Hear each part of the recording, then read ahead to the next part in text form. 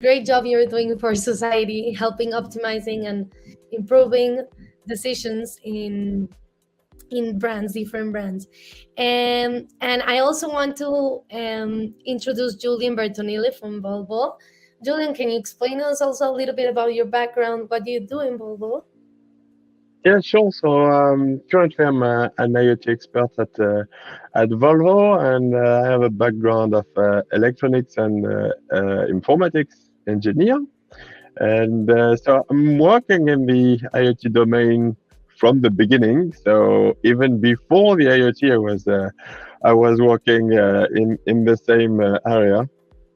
And yeah, really glad to be here. Great. So, Julian, as you mentioned, you've been working in IoT before it started. So, can you please tell us to the audience when this started and what it is?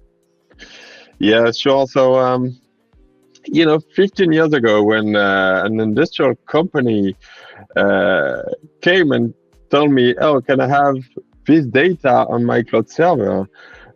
We were doing what we call M2M, so machine to machine. So that's basically exactly the same concept as the IoT, the Internet of Things. But 15 years ago, we had to invent the protocol, we have to invent the gateway, we have to find some ways to send the data to a cloud server without any standards. And little by little, we can see like this massive interest around putting data from the real world, so sensors and all that stuff, on the internet.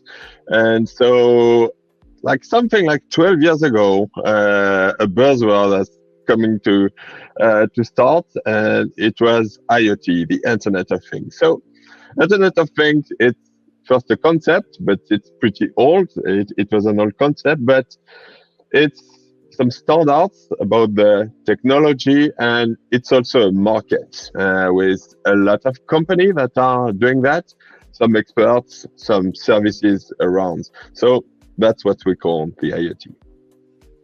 Oh, great, Julian. So it's the concept and also a market. Okay. Now that you mentioned it has evolved through time, right?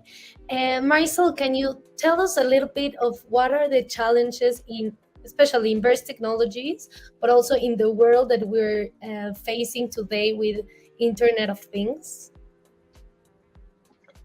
Yeah, I mean, from our point of view as service providers, the all the challenges that I believe Julien already mentioned them. It's there is a huge diversity of meters, of protocols, of machines, right? And our purpose is to give our clients the capability to hear, to hear those machines, to know how they feel, and from there to be able to even predict how to maintain them healthy, right? I mean, say something. So our main challenges are first the huge diversity of